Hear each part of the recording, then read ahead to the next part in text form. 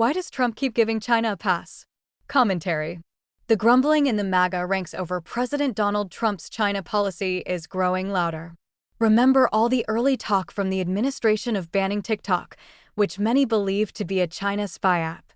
Well, not only has the president not banned it, but he has recently opened a White House account on it. Cases of Chinese students stealing U.S. intellectual property continue to pile up, with more arrests occurring. But instead of cutting back student visas as expected, Trump has now floated the idea of issuing 600,000 more on the grounds that they help keep tuition-hungry colleges afloat.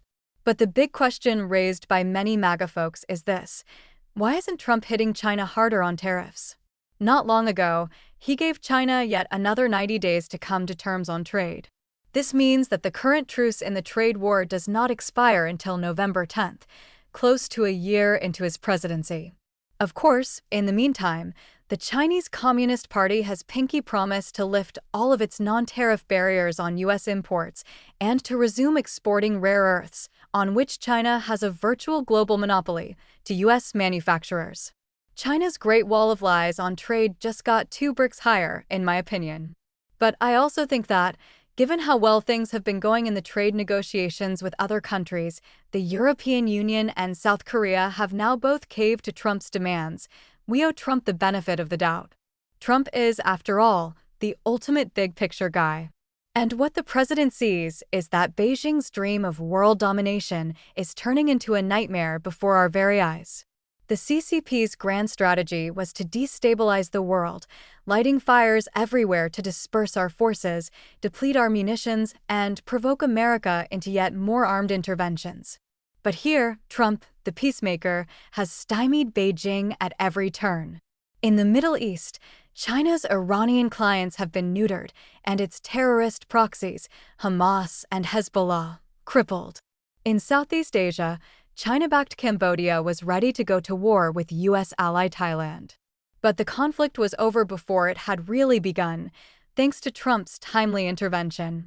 Then, there was the dangerously escalating conflict in South Asia between Pakistan, another China client state, and India, one that could easily have erupted into a major war or even gone nuclear.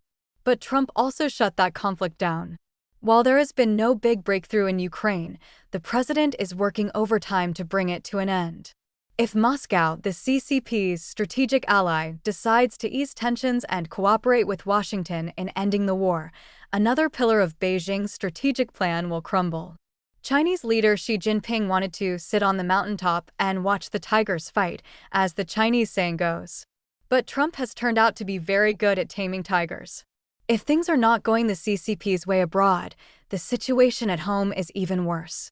The tariff war may be on pause, it is true, but China's critical export sector is being squeezed in other ways. The loophole allowing goods worth under $800 to escape tariffs has been closed. Transshipping goods through other countries has been blocked. Even Europe is now upping its inspections of Chinese cargo and placing holds on questionable goods. Trump's actions to date have already sent China's overall economy into a tailspin. According to the regime's official statistics, 1/3 of the medium and large businesses in the country are losing money.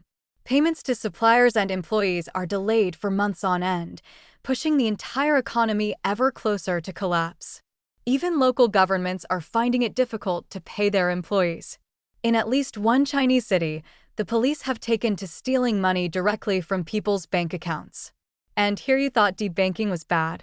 Those who do have money are sending it overseas into safe havens like the United States and Australia.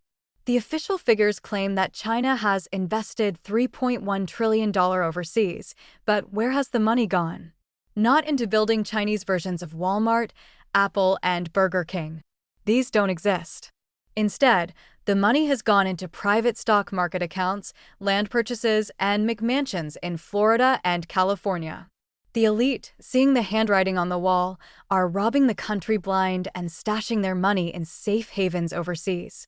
This is the same thing that corrupt nationalist officials did in 1949 when their own government collapsed in the face of the communist advance.